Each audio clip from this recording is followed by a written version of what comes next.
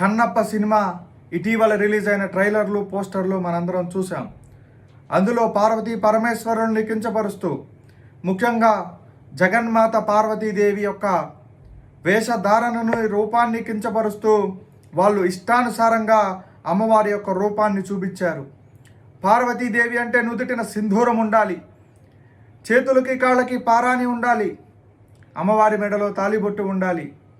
అమ్మవారిని అమ్మవారిగా చూపించాలి, జగన్మాతను జగన్మాతగా చూపించాలి. మీ ఇష్టానుసారంగా చూపించటం కాదు. సినిమాలో అమ్మవారిని అమ్మవారిగా చూపించాలి. శాస్త్రం